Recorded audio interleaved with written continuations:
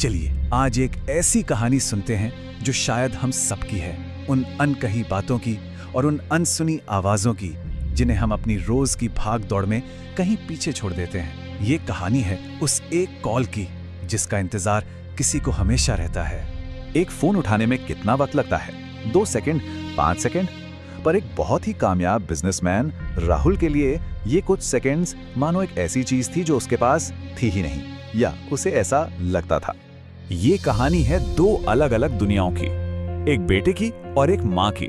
और इन 2 दुनियाओं को जोड़ने वाली बस एक पतली सी डोर थी, टेलीफोन की। तो एक तरफ थी राहुल की दुनिया, जहां बस मीटिंग्स थी, डील्स थी, टारगेट्स थे और एक कभी ना खत्म होने वाली दौड़। और दूसरी तरफ थी उसकी माँ की दुनिया, एक ऐसी दुनिया जिसका हर लम्हा, हर सांस बस अपने बेटे के इंतजार में गुजरती थी। और हर रोज माँ की दुनिया से एक कोशिश होती थी राहुल की दुनिया तक पहुंचने की, पर हर बार वो कोशिश राहुल की मसरूफियत की दीवार से टकराकर बस खामोश हो जाती थी। फोन बजता था और राहुल का जवाब हमेशा तैयार रहता था, एक रटा रटाया बहाना। हाँ माँ, अभी मीटिंग में हूँ, बाद में बात करता हूँ। उसके लिए हर कॉल एक रुकावट थी जिसे वो हमेशा बाद में के लिए टाल देता था। माँ प्लीज, अभी बहुत व्यस्त हूँ, शाम को फोन करूंगा। पर वो शाम अक्सर आती ही नहीं थी। और फिर एक दिन उसका सब्र जवाब दे गया।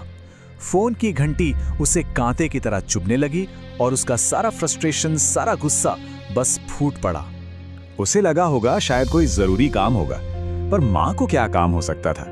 उनकी वजह इतनी सीधी, इतनी मासूम थी कि सुनकर दिल टूट जाए।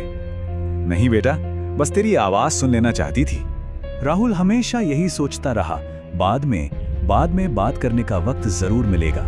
पर उसे क्या पता था कि एक दिन एक ऐसी फोन कॉल आएगी जो इस बाद में को हमेशा के लिए छीन लेगी। एक दिन अपनी मीटिंग्स और डील्स में डूबे राहुल का फोन फिर बजा, पर इस बार कॉल माँ की नहीं थी। और ये वो कॉल थी जिसे वो चाहकर भी काट नहीं सकता था। फोन पर उसकी बहन थी और उसकी कांपती हुई आवाज में कहे गए शब्दों ने राहुल के पैरों तले से जमीन खींच ली। और उस पूरी उड़ान में, उस अस्पताल के रास्ते में उसके दिमाग में बस एक ही चीज घूम रही थी। हर वो कॉल जो उसने काटी थी, हर वो बाद में बात करता हूं जो उसने कहा था, सब एक फिल्म की तरह उसकी आंखों के सामने चल रहा था। अस्पताल के उस आईसीयू के बाहर, उस खामोशी में राहुल को आखिरकार वो वक्त मिल ही गया जो उसके पास अपनी माँ के लिए कभी नहीं था। पर अब ये वक्त सिर्फ पछतावे से भरा था।